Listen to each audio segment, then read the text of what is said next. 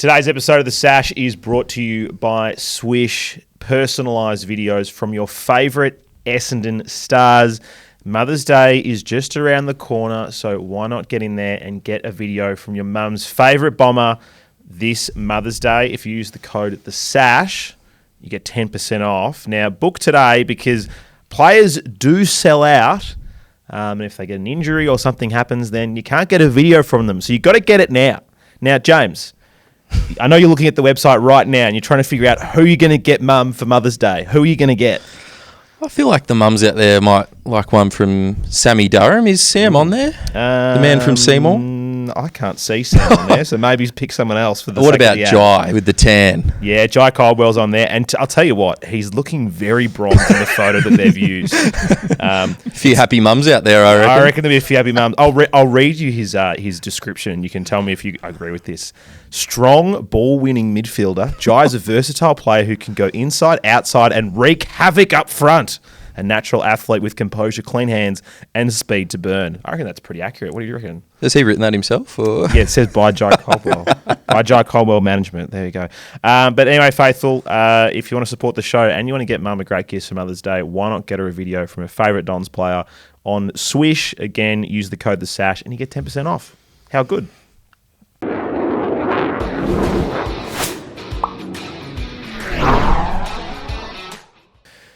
Sometimes there are no shocks, there are no alarms, and there are no surprises.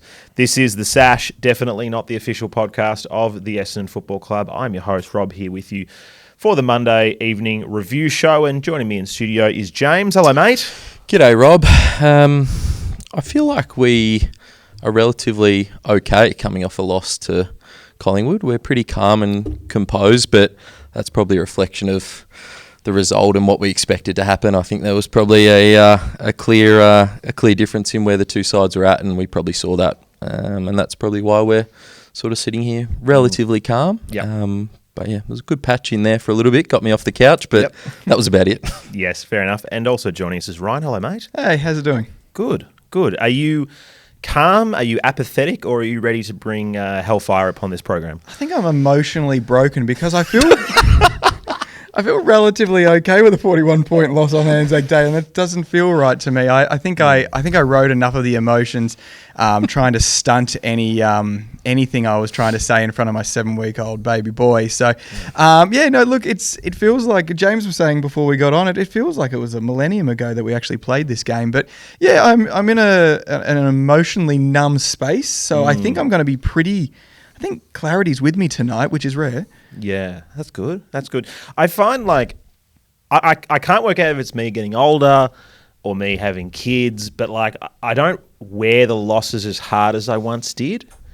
Or maybe I'm just apathetic about Essendon. That is also a possibility. They have trained us to be, at least aware to apathy, because quite frankly, and this is another thing we were talking about beforehand, was it, it's 21 years now, of just dealing with mediocrity and making sure that you're okay with it. It's this isn't a good way to start the pod, is it, James? Well, I feel like people come here for a bit of therapy, but they also come here for a bit of, what was it, hellfire, word you used before, and we always finish with hot takes. So I'm sure we'll balance it out. We definitely warm up into it. Once I start remembering some of the moments in the game, I swear to God, I think I'll just go off. Once the trauma comes back.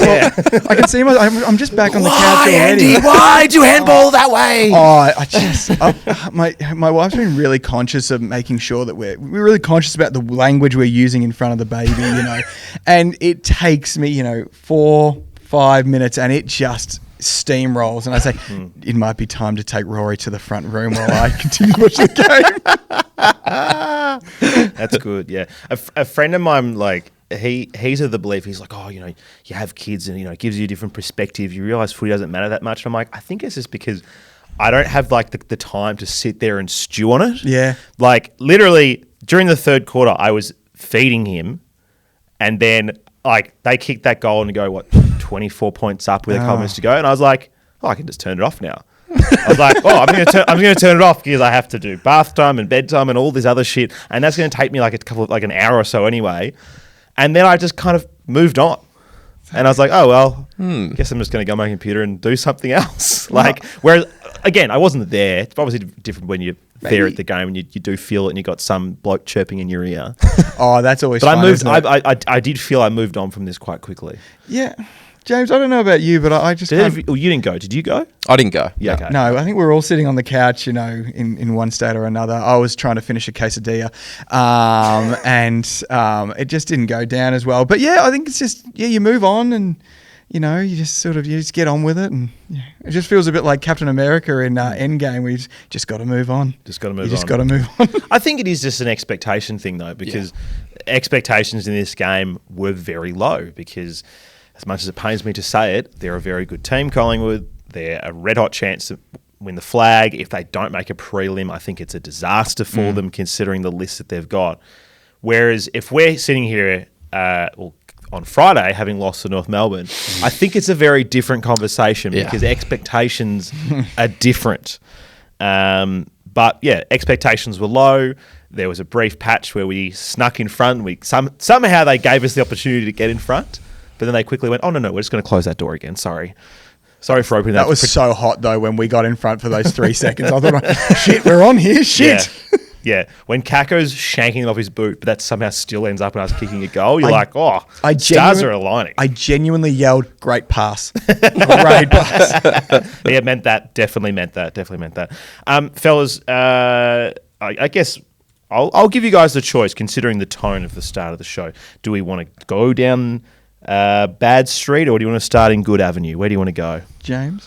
Well, let's start with the goods. I feel like we've been pretty calm to start off with. Let's stay there, and then we can work our way into the bads and roll into hot takes, which I'm sure will balance us right out as it usually does. Okay.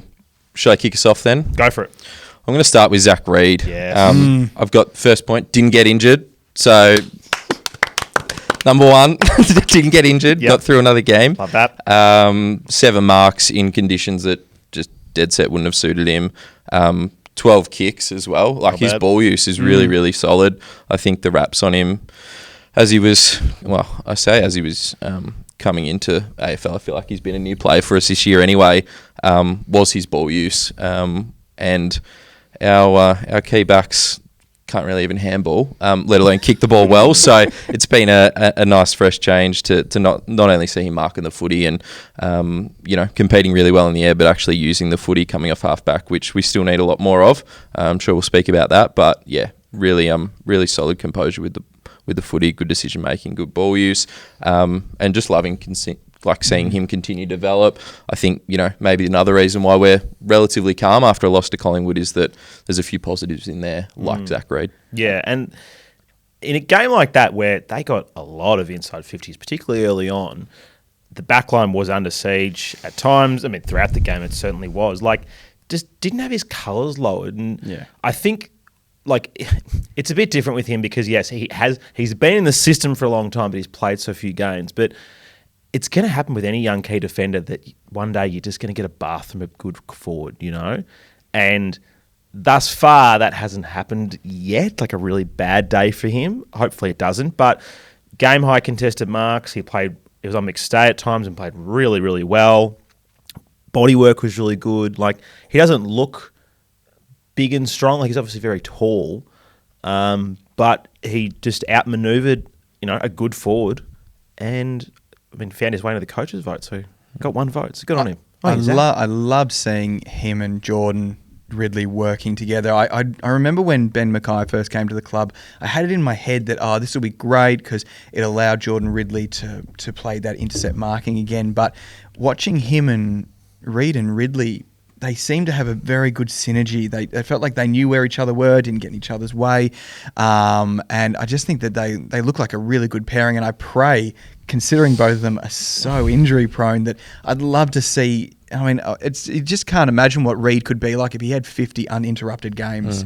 And I'm treating him like he's a mid-season draft pick. You know, we picked him up middle of the year last year, and he's showing how good he's going. I thought it was interesting. He had a pretty low disposal efficiency on the day, but across the start of the season, I think he's at 80%, which is, as you were kind of alluding to, James, with our backline, that's a pretty exciting percent.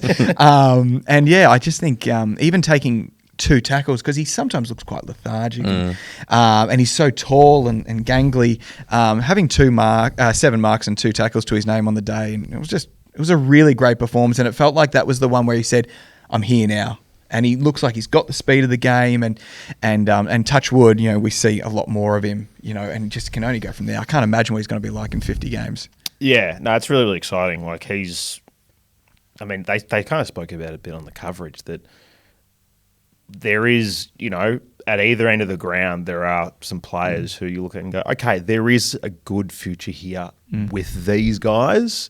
Now it's just about getting everything else around these guys as they continue to develop.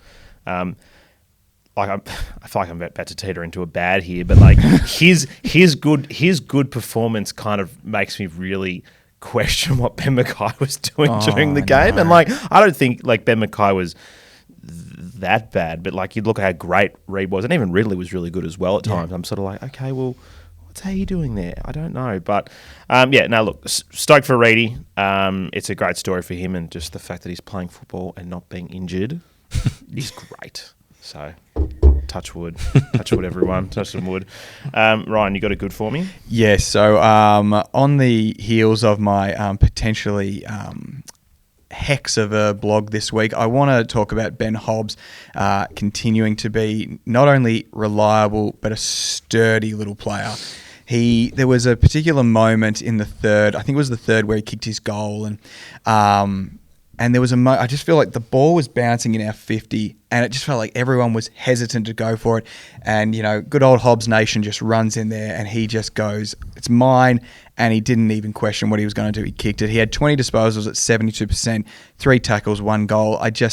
Much like Reid, I feel like 2025, he's decided, I'm the guy for you. I'm going to be your hard Mark Johnson type. That's what when I watch him, I think of Mark Johnson.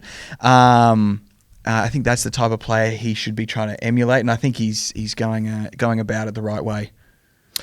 Yeah, no, he's been really good. Like, I've had some sort of questions about where he sort of fits into this team. And I guess in the latter parts of the game with Shield, you know, sort of being a bit hurt, he did spend a bit more time through the midfield, whereas as we know, he sort of plays that, you know, half forward, mid sort of mix. He just looks good in the guts. He just looks good in the guts. Yes, he's a bit of a butcher, but who isn't? Aren't we all? Yeah. Isn't that the team? Aren't we all a bit of butchers everywhere? So a lot of butchers in that team. No, look, I'm really stoked for Hobbsy, and you know, it means that, you know, he can see himself stay at the club, or if not, you know, command a decent value if that does happen at the end of the year, and you know, he does get traded. So yeah, happy about that. I guess I think with his good form has come through opportunity, which we've spoken about on here for a long time. What does Ben Hobbs bring to the team if he's not playing on ball?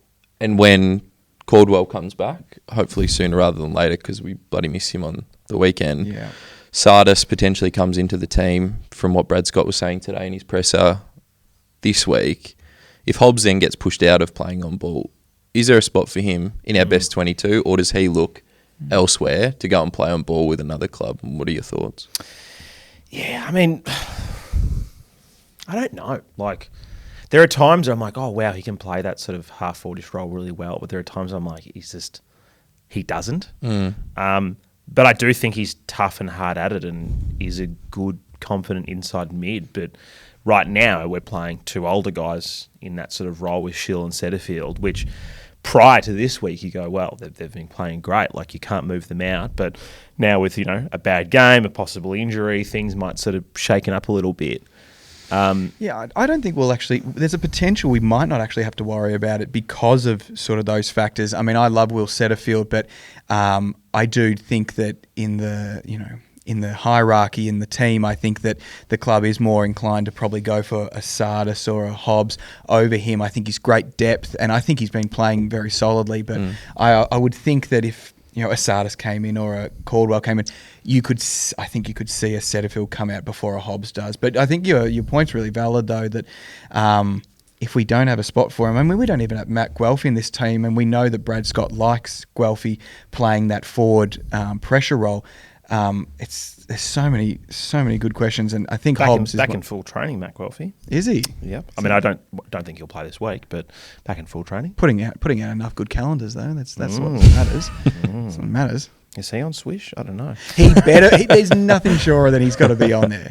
He's got the face for Swish. I don't think he is. Anyway, I'll give you guys a good and. Look, maybe some moments in the last quarter weren't that great, but I think Andrew McGrath had a pretty good game, all in all. And it's frustrating to watch him be so good and then still do those absolute horrific clangers. Because for the majority of that game, just took Bobby Hill totally out of the game. Bobby Hill cooked a freak goal, which, I don't think anyone can stop. And then unfortunately, the last quarter when the dam broke, had some pretty poor moments, and then when we did try to take the game on, decided just to handball it to an opposition player, which is very painful, but I think it was really good. And I had it up in front of me, but there was a quote from Bobby Hill talking about how he basically is like, I hate having to play on Andrew McGrath because it's so difficult. And it's like, great, like he is a very good lockdown defender. We know this, but unfortunately he carries the curse of a number one draft pick, and we expect more of him. And that's fair because we gave up everything for him within pick one. And, it can still be let down. Like, on one hand, I'm like, what a great game. On the other hand, I'm like, not enough. You know what I mean? Yeah, I've always said this. He's much better when he has a job to do, a lockdown defender on the best small forward. And most of the time, I'd be confident in saying that he does it. And Bobby Hill, is quoted there this week in saying he's one of the more difficult guys to play on, as you just said. So I think that backs it up more than what any of us could say. One of the best small forwards in the comp, and Norm Smith medalist, is saying he's difficult. I'll probably take his word for it. The problem is McGrath has the ball 25 to 30 times a week for us. That is not a good thing. Yeah. He's not a halfback distributor. It's hard to think if we actually do have one at the moment. I'd say Ridley and Reid are probably putting their hands up. They're our key defenders. So we don't have a distributor like a Wangani Malera, or even John Noble's gone up to Gold Coast and he's playing that role super well. I don't think these guys have to be top shelf. They're just role players. Redmond's obviously fallen away a little bit. El Hooley kind of came in. Now he's out of the side. I don't really think we have one, and we try kind of make McGrath one. We put Shield back there for a little bit, tried to make him one. Let's just leave McGrath as a lockdown defender and let him do his job, and get the ball in the hands of Reid and Ridley if we have to. It's just it's not his role, but like you said, I think with that number one draft pick tag, I think there's that pressure to try and make him something he's not. Yeah, because I think they obviously were like, oh, we're going to turn him into a midfielder, and it didn't work out. But it's like, giving up a number one draft pick for what is essentially a lockdown small defender doesn't read well at all. Think of, do you guys remember Nick Smith, who used to play for Sydney? Incredible lockdown defender. Very dour, not very flashy at all, but just got the job done. I kind of feel like that's where McGrath's ceiling is. Plus, with probably a bit more agile. He's very good at getting through traffic. And then, like you said, it's just we've got to bring in those good halfbacks who he goes, okay, get the handball to him, assuming that happens, get the handball to that guy, and then, Zach Johnson or whoever it might be in the future, you've got the ball, now go and use it well. Because someone keeps sending me messages. It's very annoying. It's just a real low-key brag from you, by the way. Getting messages, la-di-da. Yeah, Danny McGrath being like, stop talking shit about me. I think that's it's a Pando discount code. Yeah. We may very well have mentioned this a couple of weeks ago, but if he was a pick 35, we'd be really happy with him. If he was pick 35, that would be great. We would have gotten great service. I think, but at the end of the day, you talk about he did have a good game, but the things that irritate you, my old man is one of Andy McGrath's biggest defenders. But even he said, Andy McGrath's great, but as long as he's not kicking or handballing, he's a really good player. And I think that really sums up where he's at as a player. Punch it, get it over the line, reset, and let someone else deal with the disposal. Because the worst thing about him is I feel his greatest issue is composure. Yeah. I feel that if there's Agreed. any pressure, he just bombs it. And Yep. I mean, there's so many players that do that, but he's always in a really dangerous part. And whatever he does, it does seem to be the ball gets magnetised to the opposition, and I think that's hard to accept from a first round draft for a number one draft pick. Sorry, but yeah, but I don't know. I mean, maybe Al Hawley becomes that distributor we hope he's going to be, but yeah, right now it's a bit slim pickings, I'm afraid. See how my good just turned bad so quickly. It's just the mood, isn't it? It is just the mood. It is the mood. Any more goods from you guys before I do some votes? Yeah, look, can I do the obvious one? Yep. Sam Durham. Oh, of course. Yeah, he's now officially Essendon's second most important player. You know, it's Zach Merritt, and then obviously a long bit of road, Yeah. and then it's Sam Durham. Yeah. When he's on, he is just dynamic. He's diabolically good, and you can see in that second quarter where he's got the ability to change the momentum of a game so quickly. I think he also is I think his energy is just like a centerpiece for the club. The guys they sort of gel around. You see him. He's always in head over the ball. Yeah. He's always playing rough and hard. I just love him. And 19 disposals at 81%, 2 goals and 5 tackles. I mean, there was only a couple of times where he was on Nick Dacos. You could see that he was clearly supposed to be quote unquote tagging Nick Dacos, and Nick Dacos got away a couple of times. But other than that, it was a hell of a game. Yeah, it was very good. Gary Lyons seems to have a real dad boner for Sam Durham. I've heard it on the radio and now I've heard it on Fox. But there was some clip of him being like, "Oh yeah, clearance for your life." Like Sam Durham's someone he would want, and I was like, "Oh okay." And then during the coverage, every time that passage, there was a lot of Gary Lyons being like, "Oh, good." And I'm like, "Oh, okay, guys. That's nice. It's someone on Fox is getting around the Dons." That generation of commentator loves Sam Durham. I think he would have been a great 90s footballer. Oh, yeah. He comes across that way too. Just hard-edged, dogged. But, he keeps his opponent accountable as well because his outside game is really, really good and probably, maybe not as underrated as what I thought it used to be, just given that he is getting on the end of a few goals now. And obviously his 2 back-to-back goals were the highlight of the day. But, yeah, he's got the inside and outside game, which the way footy's played now, it's kind of more important than ever. And I'm sure we'll speak about Will Setterfield in a moment. But, when you've got players that really only have kind of one style, they can get found out when you play kind of dynamic midfields like Collingwood's was on the weekend because they've got a number of players that can do that inside-outside role. Side-bottom, perfect example of that. Pendlebury as well. So, yeah, I think he provides that with us. I think he missed his mate Jai next to him on the weekend. Yeah. Because it was interesting, there was obviously a lot of discussion throughout the game about what Essendon was trying to do with Nick Dacos and how, at times, when he was floating forward, they were trying to do handovers, different players, and it wasn't quite working. And then, obviously, Durham at times went head-to-head with him at stoppages. But it almost felt like to me in the third quarter where Durham sort of wasn't on him that it was like, okay, we actually need Durham to be our match winner now. Yeah. You can't be... Your job isn't focusing on this guy now. You've got to be the guy now. Obviously didn't play out how we would like. And, I guess in an ideal scenario that if there is someone else there who can maybe take that job and, yes, it does. Now you can be the guy to go try and win it.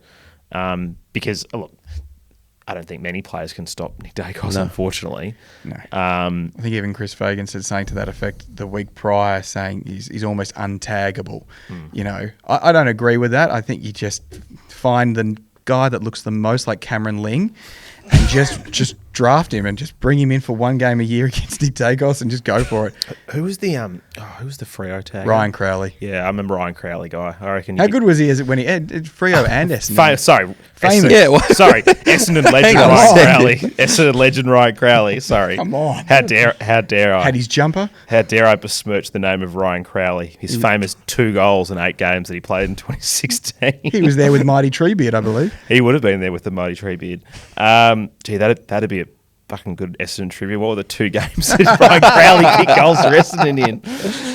Ponder that one for yourselves, fellas. But yeah, I guess that's sort of my in a roundabout way. I guess I'm just trying to say is one, what the fuck do you do about Nick Dacos, especially when Pendlebury and Sidebottom basically just rolling out a red carpet for him everywhere to go. We'll do all the shit work so you can be you. And yeah, what a luxury it must be having that. Do you guys want to do some votes? Sure. Sash Fan Player of the Year brought to you by Waxit Car Care. Find the best car care products at waxit.com.au. Use the link in the episode description for 10% off all your car care products. All right, Sash Fan Player of the Year. Now, bit of controversy, fellas. Now, people out there, this is why you got to vote, because these things happen. 5th, 6th and 7th were separated by 4 votes. 4 total votes. So a couple of people voting, a 5-pointer here, and this all could have changed. So I'm going to read you from 7th. So Archie Roberts came 7th with 134 total. Jordan Riley came 6th with 137. But with 1 vote more was Nate Caddy. Nate Caddy came 5th. I thought half of Nate Caddy's game was really well, and the other half absolutely shit me up the wall. But because he's young, I'm okay with that. I definitely thought Archie Roberts probably deserved that one vote. He had a killer game. Yeah. We'll talk about Nate Caddy in a minute. Andrew McGrath got 2 votes, well deserved. Zach Merritt got 3 votes. Zack Reid, first votes for him, 4 votes. Yeah, baby. And no surprises, Sam Durham led the way with 5 votes. Pretty close between Durham and Reid as well, just 17 votes between them. So Reedy could have got the 5, but he did not. So that will go onto the leaderboard there. We now have 4 players who've had 5-vote games. Obviously, Zach has had 3 of them himself. But Peter Wright, Sam Durham, Jai Caldwell and Zach Merritt have all had a 5-pointer each for the Sash Fan Player of the Year. Should we talk about Nate Caddy? Because I was having a look at the run sheet before I came in, and I had Nate Caddy in my goods, and you've got him in your bad. No. I've got him in both, because I said half of him, half good, half bad. Half and half. He's a half and half. Because he was electric and he was awesome, but he had some costly mistakes that might have cost the game, and any momentum that we had. But, he's young and he wants to be the man. He didn't let Peter Wright have a shot, which, let's be honest, you should have let Peter have the shot because he doesn't fucking miss. But that's okay. No, he doesn't. Because Nate Caddy wants to be the man. And look, I think he's showing the signs that one day he could be the man. Maybe that 2 goals, 3 he kicked one day is a 5, but you're right. I mean, the only thing that really allows, we talk about Andy McGrath and some of the mistakes he made, but otherwise had a good game, but we're far more critical because not only he was your number 1 draft pick, but he's Andy McGrath and he's older. He's the vice captain. Yeah. Nate Caddy, it is mind-boggling some of the decisions he makes, but it's only because he's young, and I can happily let that slide. But 19 disposals at 58% and 2 goals, 3. That's going to really start pissing me off if that doesn't start changing, because he's pretty much got free rein.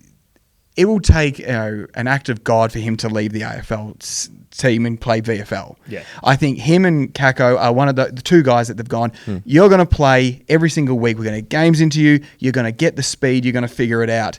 But if he keeps fucking up, it's going to really, really start pissing off more people than just me and my father, who is quietly... Shout out to Ryan's dad. Who has quietly mentioned a couple of times after a little debrief after a game, he needs a run in the twos.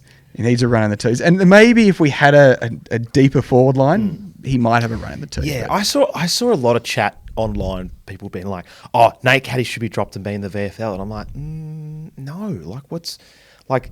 There's being so bad you need a spell in the twos, and we'll talk about a player who's pretty much in that conversation now in a moment. But there's also just like, all right, things didn't go your way, but he was still impactful. Yeah, he still had a lot of involvement on the game, and if things went slightly different, then we could have been in the game until later. And God, until Jamie Elliott killed us off right at the end instead of killing us off with 20 minutes to go. So his hands are really good. His hands are unreal. He didn't have conditions to suit, right? He worked up the ground really hard. He didn't just sit there demanding the footy. He worked up the ground, hence 19 disposals from a full forward, centre-half forward. And his work around the contest when the ball hit the ground, I thought he tried really hard. Yeah, he made some mistakes, but that's going to happen with a young kid. I just reckon the effort's there, the ability's there. the talent's there and the composure will come. I loved his game. I don't care if he fucked up. There's a bit of like Jack Rewalt, bit of Jeremy Cameron about him. Yeah. Those There is, big yeah. fucking names. It was funny you talked about him moving down the ground, and I think it might have been Jason Dunstall who said it. He said he's 2 kicks away from where he should be, so he should always be 1 kick away from goals, and he's moving so far up, he's about 2 kicks away. So that's something that I think he'll learn, because really, I mean, I know that... Is that him or is that a coach's No, I think that's though? coaching. Because they spoke about that heaps in the thing, being like, because we were just kicking it to Jeremy Howe there for like a passage. Before they killed us off, we were just kicking it to a Collingwood spare. And it's like, how have we not got either Peter Wright or Nate Caddy just parked in the 50? Because that's something Collingwood have done for years. Like, it was like the year they lost to West Coast, that was their strategy. It was like, all right, we're just going to put to go in the fucking goal square, and he's just going to wait. It was like very 90s style, where it's like, plugger in the goal square, we'll get it to you. You know, that's what we're going to do. And sometimes you just kind of need to do that. And like, yeah, right, there was a whole thing about how the phones got disconnected and whatever. There should be something that's really fundamental for football, though. If you don't have a forward in the forward line, you can't kick goals. So, for the love of God, you've got a guy like Peter Wright who looks like running hurts him. Leave him in the 50. And worst case, I mean, how many times do you see us? We get a great rebound and we've got nothing to kick to. For the love of God, leave a guy who's 800 feet tall down there. Just leave one of them down there. Exactly. Just leave the 7-seat Ford Titanium just idling there. Just let it rev a bit. Just keep it warm. Keep the seats warm. And then when you need it, just... I know it's an old-fashioned thing to think as stay-at-home forward, but it's one of two things. You either go, oh, well, his defender moves off him, and if we get a quick rebound, you kick over that defender, and lo and behold, he's on his own, and he won't do that again. But, yeah, I don't know. I don't think they'll ever see Caddy as the stay-at-home full forward, though. And I think even in pre-season, they put him in the midfield. Just have a look at him. He's got that ability. Do I want to see that? Probably not. But Jeremy Cameron, that's what I said. Big name, but a good comparison in terms of what Caddy can do. He can push up to the wing. I don't know whether it was coaching. Maybe it's just a young kid who wants his hands on the footy and pushed himself up the ground too far and got caught out. But I'll tell you don't what, mind it. Forwards high up the ground, it's woke nonsense. It's woke nonsense. Just stay, goal square. Clear the 50. Clear the 50. Wind the clock back. The good old days. None of this woke nonsense around up the field. I would say goals. Thank you. We've just got to get it to them. We've just got to find a way to get it inside 50 This is going to be a hell of a transition, because all I wanted to say was I miss fat forwards. God, I used to play a lot of those in the junior days. All right. We're on the bad train. What do we do with a problem like Harry Jones? Because I don't know, and I don't think the coaches do either, and I don't think he should play on Thursday against North Melbourne, assuming he's not already injured. What is your thoughts, gentlemen? I think Harry Jones is a victim of our coaching panel at selection, who continuously pick players and then try and find a role. I think I touched on it before with our halfbackers. We pick Harry Jones, then we go, right, where the fuck are we going to play him? Should we play him on a wing on a wet day where he's probably going to get found out? Do we put him forward with a already really tall forward line? Do we find somewhere else to play him? I don't know. But I think I don't blame Harry Jones. I think he's just a victim of being picked and then trying to force him to play a role that might work for us. Again, if there's not a role for him, leave him out. I think there is a role for him in the team. Is it on a wing on a wet day at the G? No. Yeah, like I think I said about it in my post-match video that I did, but like Peter Wright, Kyle Langford, Harrison Jones, Kyle Perkins, Archie Perkins, Kyle Perkins, his brother, and Nate Caddy. That's not a lot of pressure. Nah. Not a great deal of pressure. No, they had little moments here or there. Peter Wright laid a tackle. You guys remember that? Peter Wright laid a tackle and won the ball. It was sight to be seen. But it just, I don't know. It's just like, it just doesn't feel right. And I've been a big like, hey, I think this wing thing can work. And I remember speaking to Rowan Connolly in the preseason. Rowan Connolly was like, he fails as a forward. Why is he playing on the wing? Go to the VFL and get better at being a forward. And I was like, oh, it's a bit harsh. But I think I'm kind of coming around to that a little bit because I'm sick of seeing good teams that have so much run and carry off half back, and then we don't have much more run and carry because our tall, lanky wingers are struggling to catch up to the next guy. Like it looks great going the other way. We've got a big tall guy to kick to who can take a nice mark, but when it's going the opposite direction, there's nothing there. Yeah, and I don't know. I don't know what he is anymore. Yeah, I think what you said, James, was spot on. Is that they like him. He probably trains the house down, and they want to put him in the team. And I think he's a loyal servant, but I don't think he fits whatever it is we're trying to build. And I think the best thing for both parties would be a trade. I feel like getting him out of the club is actually a positive. It felt kind of like when Jake Stringer was removed, it felt like it kind of saved the club from having to make the decision on whether they wanted to play him. Because I don't think Harry Jones is necessarily a good enough forward. I would rather have Caddy up there. I'd probably rather have Peter Wright, Kyle Langford, and then the smalls. Yep. So I don't want him there. On the wing, I'd probably have... he hasn't been playing well, but I'd probably want Dersma. I do want Nick Martin.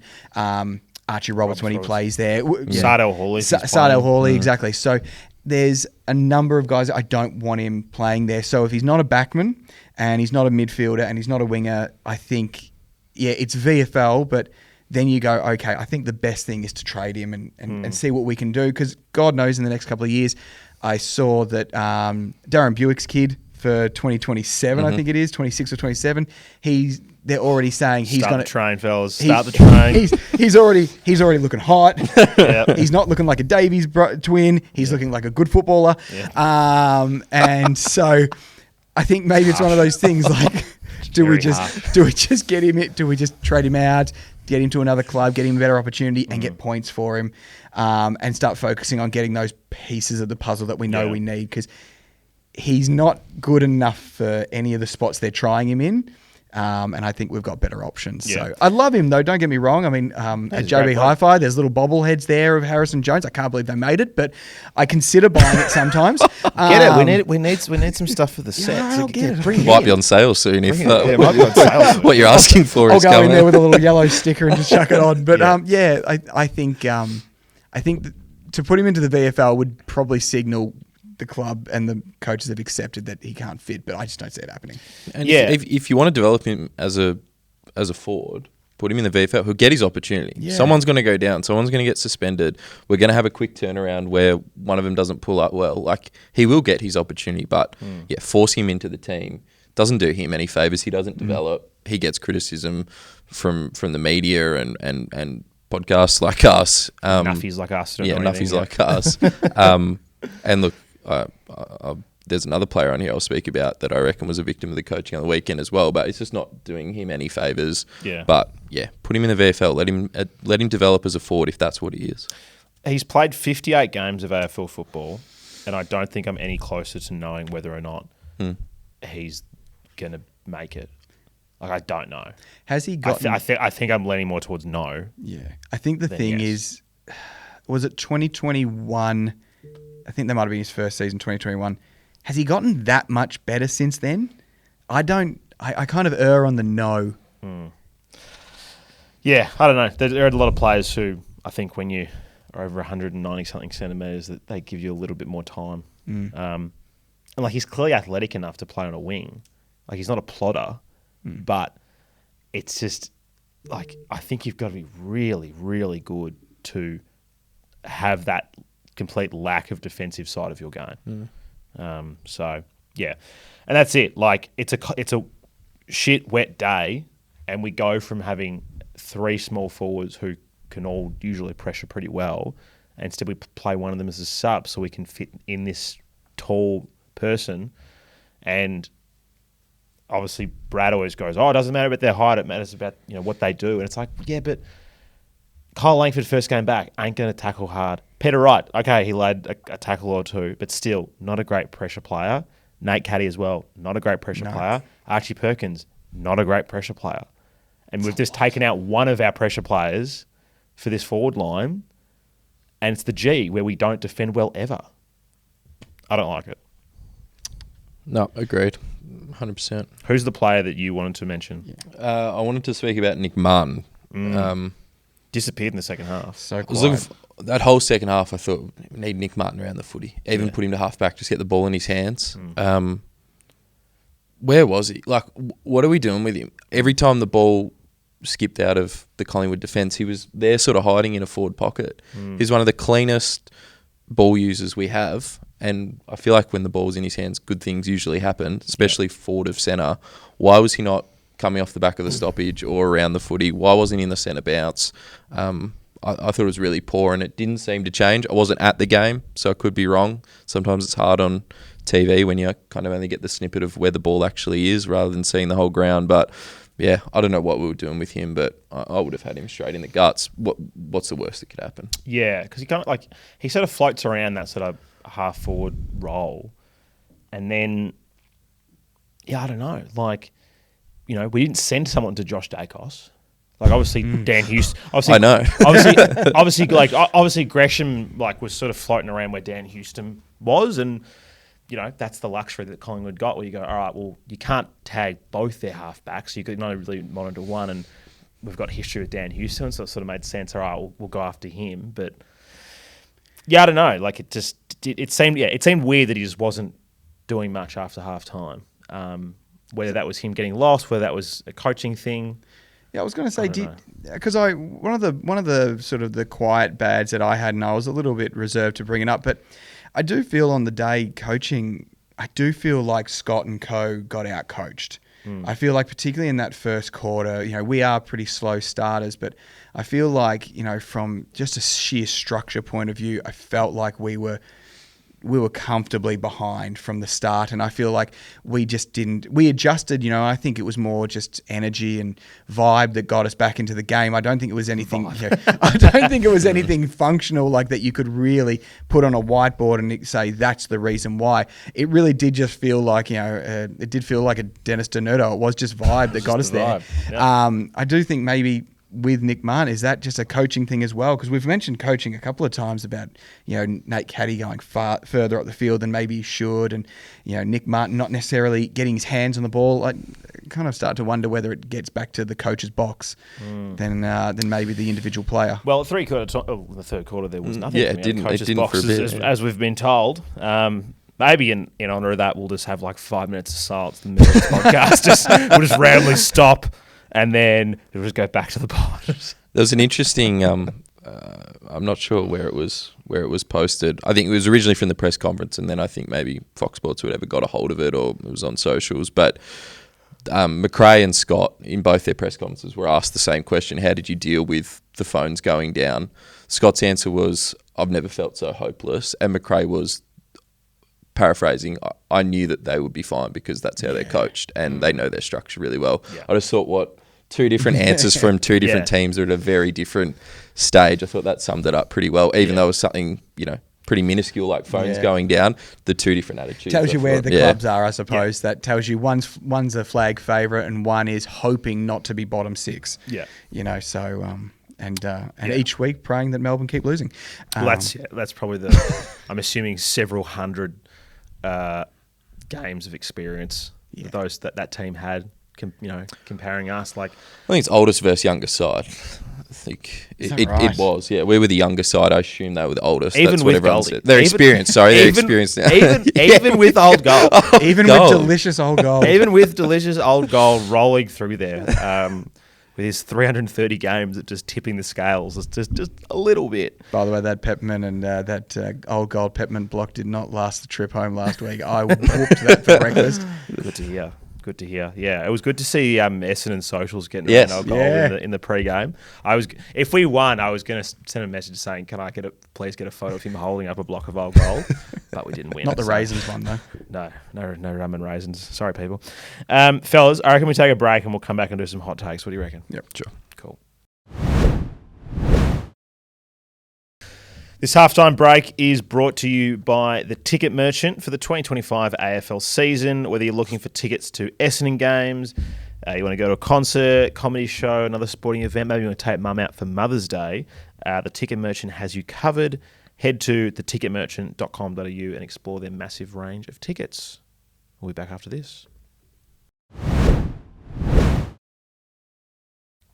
Thanks, Rob. It's that time of the week where we get some totally rational and well-adjusted opinions onto the pod. On the Sash, it's Hot Takes. Hot Takes.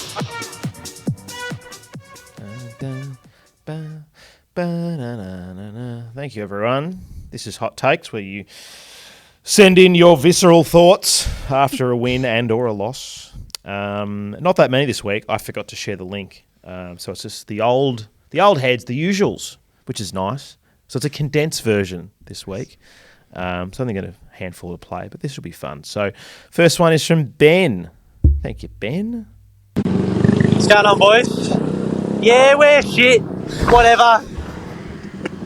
I'm on the back of a bike in Bali after being surrounded by fucking Collingwood supporters where I was watching it. We can't blame that loss on our ruck situation. Old Gold did well at the stoppage. Couldn't handle Darcy around the ground, but that's fine. Might I say, nothing puts cortisol through my veins like Jordan Ridley taking a mark. It was real easy to get stressed out of that game, but I could never get stressed for the life of me. When Jordan Ridley took a mark, I just knew that he was going to do something well with it, and fucking good on him for putting together a few games without getting injured. I can't really fault too many of the boys at all. It's just we played a team that was better than us, and that's that. Gun the Donnies. Can we just really dissect the fact that he went, I can't wait till I get home. I need to do this hot take now on the back of the bike in Bali. Yeah. I'd love that I was going through the thoughts of the guy driving the bike. He's like, who's Jordan Ridley? What's he talking about? Just get this guy there, get the guy there, get this guy there. Yeah, I'm just thinking of that meme. Remember the guy who's in like a current affair or whatever, and he's on the scooter in Bali, and they're like, have you been drinking? He's like, I'm fucking done! That's what I'm imagining. All right, this is Old Gold Prevails. Well. What else did we expect? A fucking Collingwood thumping. I mean, hey, don't get me wrong. I am happy that, like, the way we played, I thought we would play a little bit more worse than we did. And credit to Todd Goldstein, because he actually fucking put on the Jets today. Like, for a 36-year-old to play what he did, I'm surprised he didn't break down in the second quarter. But that's just AFL for you. Collingwood is good. They're good. Yeah, go Dons. You can feel the apathy, can't you? You can really feel it. It was such a sober response. Flat. So flat. It sounded like he was in like a airplane bathroom or something. I don't know what that was going on there. This is Max from CESV. Thank you, Max. Boys, it's Max from CESV. My boss got a box. We're half Essendon, half Collingwood. Fair to say, shit day. Footy's a shit sport anyway. Walking back to Jollymont in the rain. It's just never good, is it? He's had a tough night. Jeez, how sharp. So, I don't know. CSV, I looked up, I typed in CSV into Google. It says Commissioner for Environmental Sustainability Victoria. I don't think that's who he works for. Do you know what CSV is? Could be. I don't know. Don't rule it out. Do you reckon sustainability gets a box at the MCG on Anzac Day? Well, just this guy's been like, we need to help the possums and the corals. Anyway, should we go to the footy? Yeah, let's go. All right, this is from Jake. Thank you, Jake. Hey, it's Jake here. Just want to say, look, I know we lost. Yeah, the Pies got on top. But can we just give some big props to Zack Reid and Andy McGrath? I don't think I've seen Andy McGrath play that well in a very, very long time. He shut Bobby Hill down for 3/4 of the game. Yeah, Bobby Hill kicked that free goal and he started popping up in the last quarter. But, I mean, realistically, Andy McGrath played a fucking fantastic game against one of the best small forwards in the comp. So, yeah, up the Plains. I like that. Bit of positivity. Yeah. We had a good Andy discussion, but it's nice to see the fans getting involved. It's good to know that everyone notices that he had a better than usual game. Yeah, he certainly did. Rory's in Scotland. Thank you, Rory. So, shit to lose and shit for the lead to get as much as it was by the end, but I thought there was some really pleasing aspects to the performance, the way we fought back into it, some of the individual performances from people like Merritt, Durham, Reid, Ridley, Roberts, and Caddy. But going forward, it's great being 3-3. Would have bitten your hand off if you'd offered that at the start of the season, but we'd like to see a bit more youngsters involved and being blooded as we go. I still think there's 2, 3, maybe more players in the team who deserve to be dropped, but I think just get kept in because of their seniority and because we're unsure about what we've got in the VFL. But I think we'd stop pretending that we're challenging for a premiership and just get games into young boys, see what we've got before we get to the next draft and take it from there. There's people in the VFL who deserve a chance, so let's do it. He's very right about 3-3 at the start of the year. I would have taken that. So I think that's a very, very smart point because, thinking about it, like the fact that we're 3-3 coming into this North game is pretty wild. Now, there's a player in the VFL who might be a little bit closer than we suspect. But Zach Johnson has been playing some pretty good footy in the VFL. Yes. Now, where he would slot in, I don't know. Probably the sub, knowing Brad. That's okay. But, he's doing really, very well. And, maybe we might see him next couple of weeks. You don't know. Scott was asked about Johnson at the presser. I think it was today. I watched it today. I assume it was. And he kind of put a bit of, water on the fire, kind of shut it down a little bit. Maybe he's bluffing, but it sounded like he was very much, the typical response. We're going to leave him in. His skills have transitioned well from junior to senior footy, but we'll take it slow. Don't bring them in unless they're fully ready to go. I mean, he can't do much more than what he's doing at the moment, but I was sort of getting excited to see him this week, and then judging by that, it sounded like maybe not, but maybe it was a bluff. I don't know. Yeah, I wouldn't expect it on Thursday, but maybe later in the season. I think it's a possibility. Nick Cox and Guelph also going to play VFL on the weekend. Remember Nick Cox? Remember that guy? Speaking of people we don't know what to do with. Yeah, that's another one. I hope he's doing okay because he had the concussion issues, then he had the calf. He did. So it'll be interesting to see how he goes because we do know Brad Scott loves him too. So the sooner he's up and firing, the sooner Brad Scott will bring him back in. So conundrums. Yep. This one's from Ethan. Thank you, Ethan. Can someone please tell me why we're still persisting with Harry Jones on the wing? I looked at his heat map and he majorly played on the wing throughout the game. And I understand, sure, he might have height to his advantage. But at the end of the day, in these conditions with where it was, he was useless throughout the whole game. And everyone saw it coming, whether it be the casuals or nuffies, everyone saw it coming that we were going in too tall.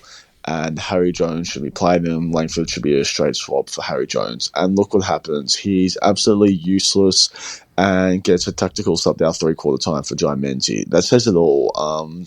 He really wouldn't hurt for a spell in the twos at the moment, and I wouldn't mind him going back to forward. I know, obviously, he's behind the pecking order with Caddy and potentially right with how he's going. But, it's not looking good for him right now.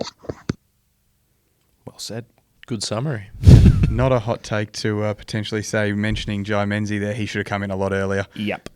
Should have come in a lot earlier. Agree. Garrett's in Canada. Thank you, Garrett. Boys, how we doing? I can imagine not well, as we all fucking hate Collingwood, and especially losing to them.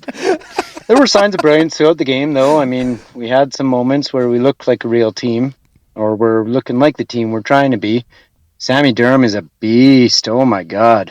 Fucking breaking through packs like that. And then there's Nick Dacos. I just fucking hate his face. There's something about him. Like the Catalina wine mixer from Step Brothers. Change of face. I want to reach the TV and fucking smack him. Yeah, he would beat the shit out of me, but still. For that split second, oh, what a feeling. That should be Toyota's slogan. Fucking me slapping Nick Dacos upside the head. Oh well, on to next week. Up the plains. Just a bit of violence there from Garrett, which we like. Bringing that NHL aggression. Yeah. That is as good as it gets. gets, that is. Because I feel the same way. There's something about him. It's slappable, but from a long distance. Yeah.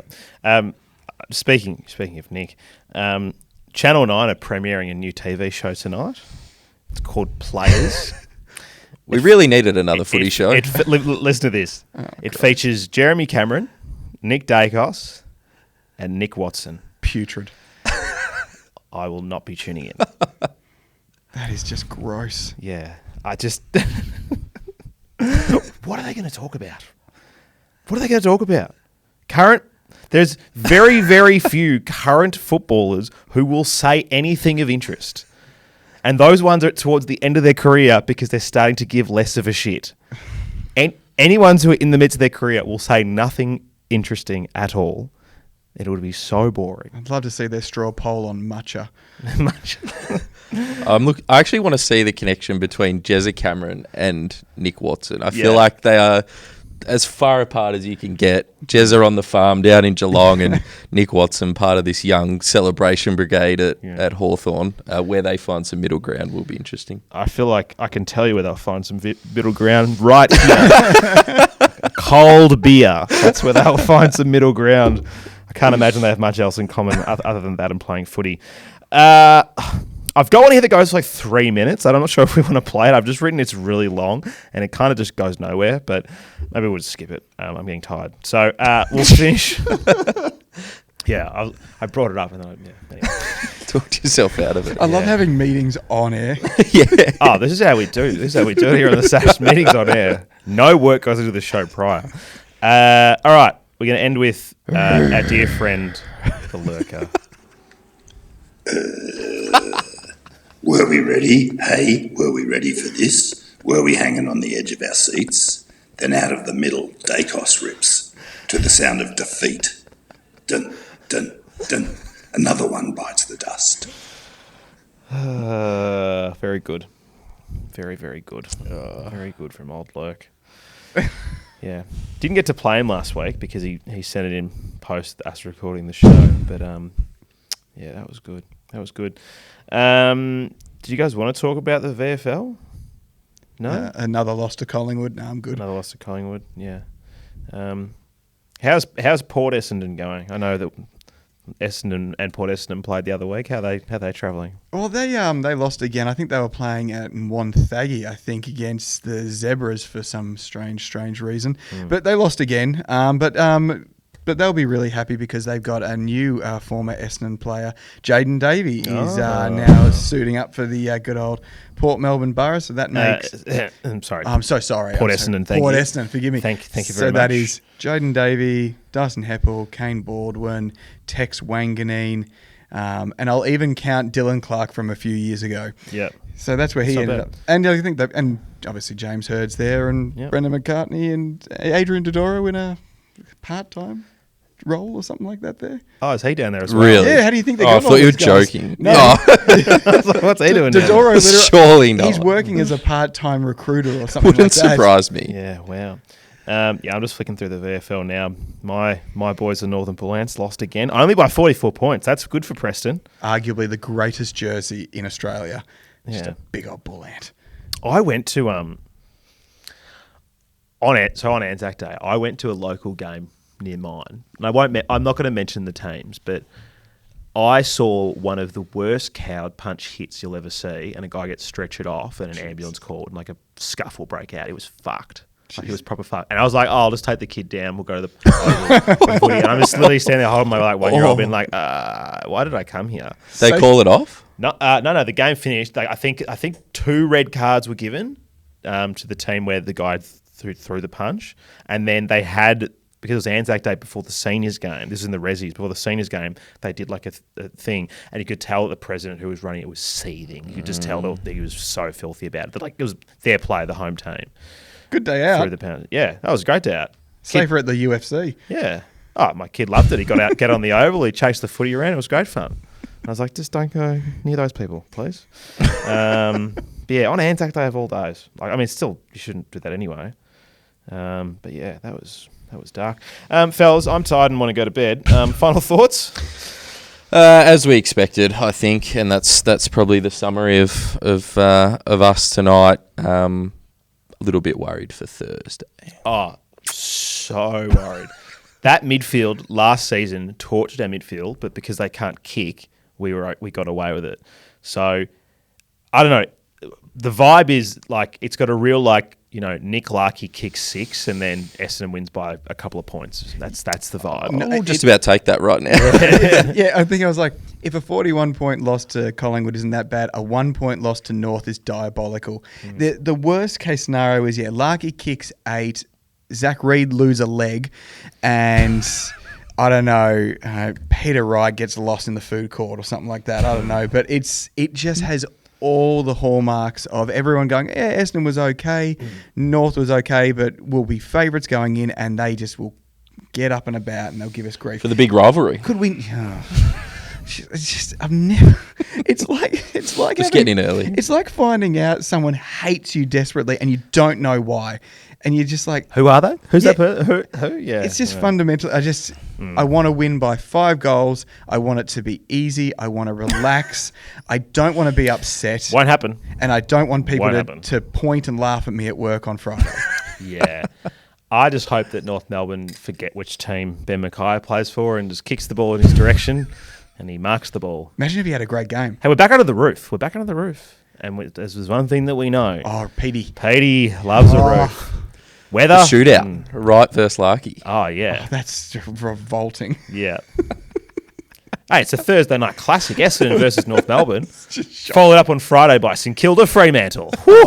This is a big week for AFL, everyone. Big week. Some great games. Listeners, thank you very much for tuning in, and viewers on YouTube, of course. If you want to listen to more Essendon content, you can become a premium member of the show. It's $5 a month. You get an extra show every single week previewing the upcoming game. You get an ad-free experience, and you also get access to the premium members Discord server, which has lots of different threads on there. After 2 Melbourne wins, I've deleted the D's Death Ride thread because I created it and then they won 2 games, so I've deleted it. We're like, no, we can't have that anymore. But it's great fun, particularly on game day. There's a lot of tortured souls in there having a really good time. If you want some merch before we put out some new stuff, we still have some Go Planes beanies. The caps have now sold out, but these are available. They're $20 each. And I think there's like 30 odd left sitting over there in a box.